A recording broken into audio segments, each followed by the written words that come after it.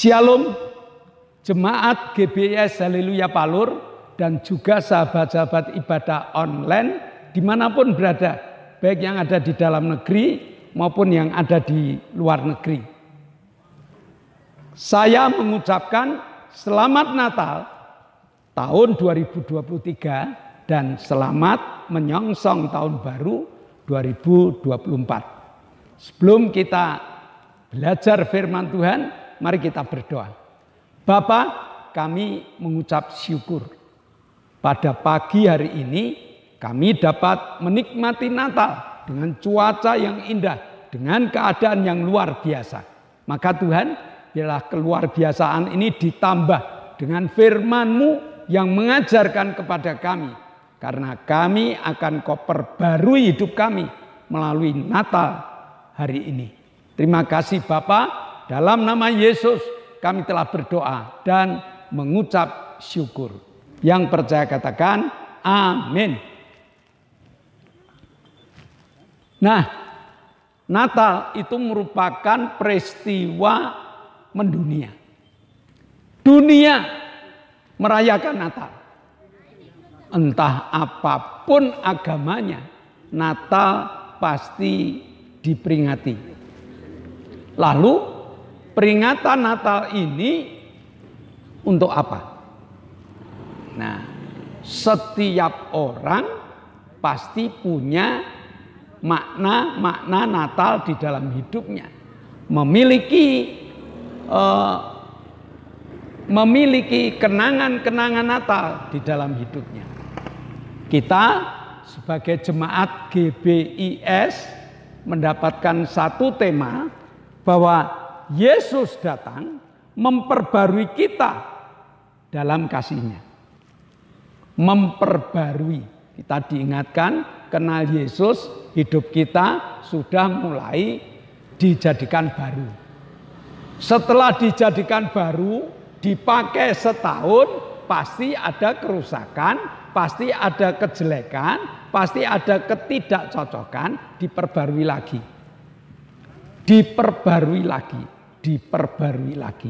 Supaya apa? Supaya masuk tahun baru kita sudah memiliki pembaruan yang luar biasa.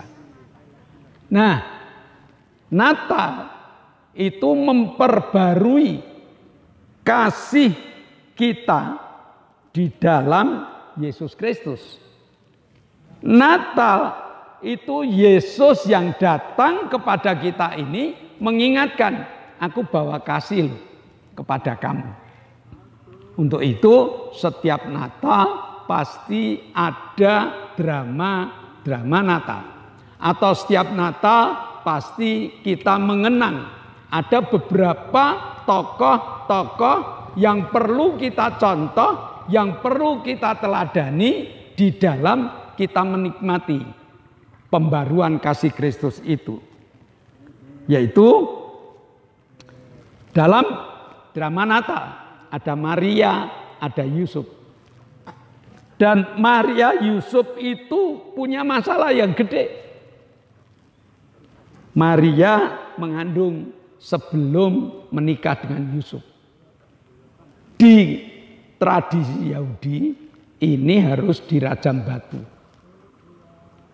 Masalah yang gede, masalah yang sudah di tepi kematian.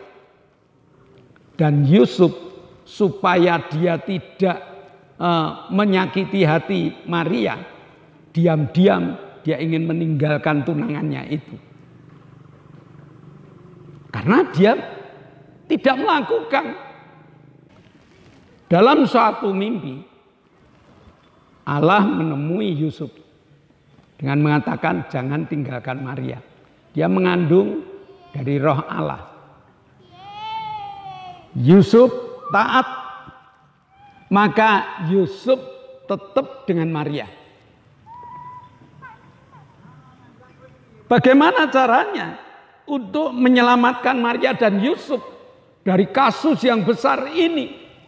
Tiba-tiba Kaisar Agustus mengatakan bahwa setiap orang harus kembali ke tanah kelahirannya dan harus mengadakan sensus.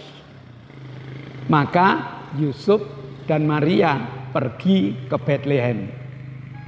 Sehingga andai kata ketemu orang Bethlehem tidak ngerti apakah dia menikah atau tidak, tidak ngerti.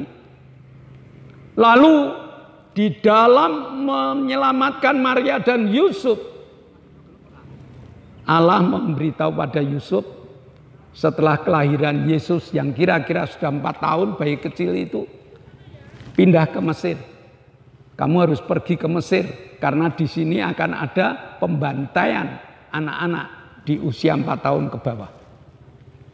Allah menyelamatkan dengan caranya. Kasus yang besar, peristiwa yang besar, diselamatkan. Orang-orang yang taat pada Allah akan diselamatkan.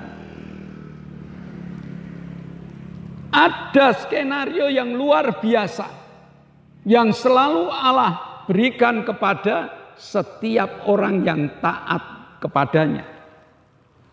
Gembala, Lukas 2 ayat 9. Gembala adalah kaum papa, kaum yang terpinggirkan, kaum yang tidak dihargai. Allah menghargai dia. Dengan membawa berita Lukas 2 ayat 9. Tiba-tiba berdirilah seorang malaikat Tuhan di dekat mereka. Dan kemuliaan Tuhan bersinar meliputi mereka. Dan mereka sangat ketakutan. Allah mengasihi gembala. Dengan memberikan nasihat bahwa ada bayi yang lahir. Di suasana ketakutan itu ada bayi yang lahir di Bethlehem. Di sana lahirlah Yesus penyelamat. Apa yang dilakukan? Taat pada firman Tuhan. Dengan taat pada firman Tuhan, maka sang gembala ini berangkat ke Bethlehem, ketemu dengan bayi Yesus. Dia menyambut Yesus dengan penuh sukacita. Pulang dari Bethlehem penuh sukacita. Apakah hanya orang yang papa yang tersingkirkan Allah memperhatikan mereka? Ya, cerdik pandai. Orang yang punya pangkat yang tinggi, orang yang memiliki ilmu yang luar biasa pun Allah mengasihi dengan cara muncul bintang Bethlehem. Mari kita baca dalam Matius 2 ayat 9. Setelah mendengar kata-kata raja itu, berangkatlah mereka dan lihatlah bintang yang mereka lihat di timur itu mendahului mereka hingga tiba dan berhenti di atas tempat di mana anak itu berada. Ada sebuah bintang yang oleh orang-orang Majus dipercayai bahwa ini Allah telah menurunkan raja di atas segala raja di tempat bintang itu berada. Lalu berangkatlah orang Majus sampai di Yerusalem tidak ketemu. Akhirnya ayat 9 mengatakan, lihat ada bintang itu menunjukkan tempat di mana Yesus berada. Nah, Bapak, Ibu, Saudara, cerita ini cerita lama. Cerita ini tiap tahun pasti diperagakan. Cerita ini bagi orang Kristen hafal betul. Tapi yang jadi pertanyaan, apakah kita bisa menikmati apa yang diberitakan Allah ini, yang mengatakan bahwa Allah, kasih Allah itu ada pada Maria, pada Yusuf, pada gembala, dan juga pada orang Majus. Allah menunjukkan bukti kasihnya. Dengan cara bagaimana? Supaya kita juga dapat melihat, menikmati kasih Allah itu di setiap perjalanan hidup kita. Nah, mereka berkorban. Hanya warga yang bisa berkorban, hanya jemaat yang bisa berkorban. Seperti Maria dan Yusuf. Seperti para gembala. Seperti orang-orang Majus yang kaya, itulah yang dapat menikmati kasih Allah. Jadi Allah selalu menyapa kita loh. Ya, apakah kita ini orang yang sudah di tepi kehancuran? Apakah kita ini orang yang sudah divonis mati? Atau apakah kita ini sebagai orang yang sangat miskin untuk memasuki tahun 2024? Apakah kemiskinan ini akan membawa kita hidup makin sengsara? Atau ada orang yang cerdik pandai, tetapi damai sejahtera tidak ada dalam hidupnya. Allah menjawab dengan satu perkataan, jangan tolak kasih Allah. Dengar dan renungkan serta lakukan. Sefanya 3 ayat 17. Tuhan Allahmu ada di antaramu sebagai pahlawan yang memberi kemenangan. Ia bergirang karena engkau dengan sukacita. Ia memperbarui engkau dalam kasih-Nya. Ia bersorak-sorak karena engkau dengan sorak-sorai. Banyak hal. Ya, Natal yang hanya kita peringati dengan drama-dramanya itu ternyata Natal yang memberitahu kepada kita bahwa Allah itu sebagai pahlawan kita. Pahlawan, rela, hancur apapun juga hanya untuk menyelamatkan kita. Menyelamatkan kita yang sudah di tepi jurang kehancuran. Menyelamatkan kita yang sudah divonis mati. Menyelamatkan kita yang melarat, yang tidak punya apa-apa dan tersisihkan. Bahkan menyelamatkan orang-orang cerdik pandai dengan kebahagiaan yang Allah berikan. Nah, kedatangan Kristus yang disambut oleh orang-orang yang seperti inilah Allah bergirang. Allah sukacita. Karena apa? Karena kedatangan Kristus itu membawa perubahan yang luar biasa. Apa yang harus kita perbarui? Yang harus kita perbarui yaitu Matius 22 ayat 39. Kalau kasih Allah jelas, tapi bagaimana supaya kita dapat menikmati kasih Allah itu? Allah peringatkan, perbarui kasih-Mu. Dalam Matius 22 ayat 39. Kasihilah sesamamu manusia seperti dirimu sendiri. Kalau kita kepingin menikmati kasih Allah, supaya kasih Allah itu diperbarui dalam hidup kita, kita harus mengasihi sama kita. Allah akan menjadi pahlawan jika kita berani praktek kasih pada saudara-saudara kita. Natal bukan hanya hura-huranya. Natal itu harus mengingatkan, kamu punya saudara. Bagaimana hubungan saudaramu, saudara-saudaramu. Kalau kamu tidak bisa memperbarui kasih pada saudara-saudaramu, belum bisa seperti Maria, belum bisa merasakan seperti orang Majus, belum bisa merasakan seperti gembala. Mari kita cari saudara-saudara kita. Mari kita peluk satu dengan yang lain. Dengan segala pengampunannya. Itu baru Natal. Bagaimana kasih kita, praktek kasih kita kepada tetangga kanan kiri kita. Kita ini orang Kristen yang berada di tengah-tengah orang beragama lain. Yang dapat menjawab adalah kasih. Kalau kita mengasihi mereka, tidak ada apa-apa. Kita beda agama, tetapi hidup rukun. Ini kasih Allah yang mengajarkan. Kasih kepada teman-teman kita, jemaat. Apakah kita berjemaat sudah mengenal satu dengan yang lain? Atau mungkin kita jemaat yang hanya sekedar datang? Mari, kalau kepingin Natal itu mengubah hidup kita. Kalau ingin Natal itu benar-benar kita rasakan, kasihlah sesamamu manusia.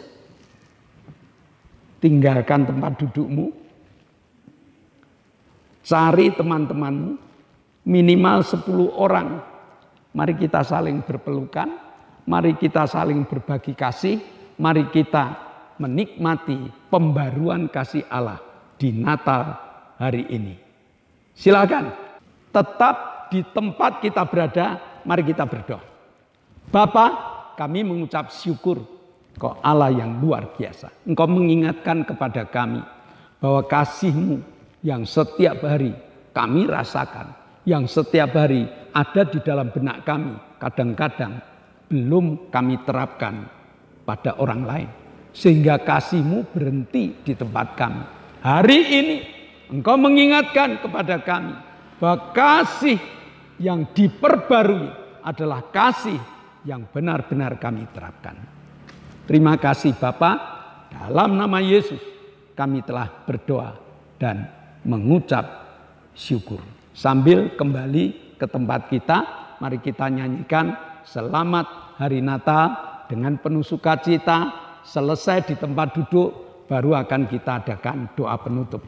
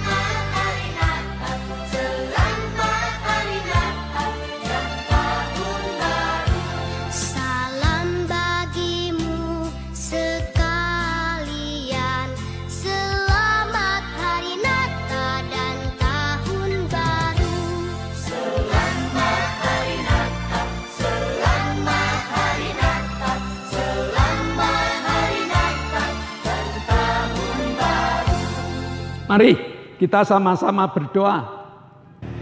Bapa, kami mengucap syukur. Kami masih ingat saudara-saudara kami yang sakit.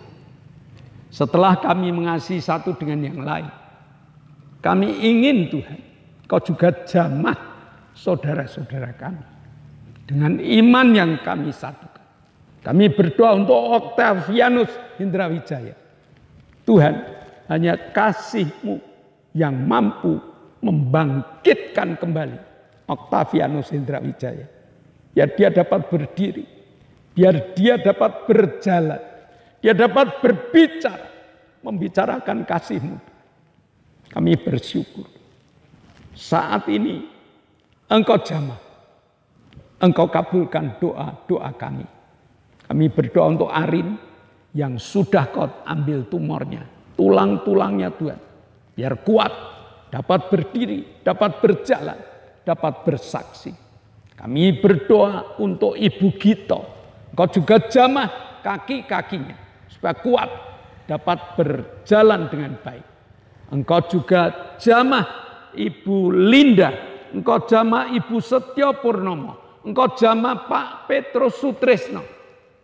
Dengan kasih kemurahan-Mu. Terima kasih Bapak. Kami bersyukur Engkau telah jamah Pak Gito, Engkau telah jamah saudari kami Lili, Engkau telah jamah saudari kami Ibu Bambang, Engkau juga telah jamah Bapak Sriono, sehingga dia dengan iman dapat berjalan dengan baik karena kesembuhan total Kau berikan dalam hidupnya. Sebentar kami akan berpisah satu dengan yang lain. Berkat-Mu kami nikmati. Jemaat yang dikasih Allah, kedangkanlah tanganmu. Nikmatilah segala berkat yang Allah kirimkan untuk engkau. Karena saat ini Allah telah membuka tingkap-tingkap langitnya dan mencurahkan segala berkatnya. Maka terimalah berkat untuk rumah tanggamu. Terimalah berkat untuk setiap usaha pekerjaan. Terimalah berkat untuk rancangan-rancangan hidupmu. Berkat jasmani, berkat rohani. Mengalir dan mengalir limpah. Sampai setiap orang pun akan mengatakan engkau diberkati. Jika kita berpisah satu dengan yang lain, bawalah berkat dari Allah Bapa, cinta kemurahan dari Tuhan kita Yesus Kristus, serta persekutuan Roh Kudus menyertai kita mulai hari ini sampai Maranatha. Tuhan Yesus datang yang kedua kali. Yang percaya katakan amin. Selamat Natal, Tuhan memberkati.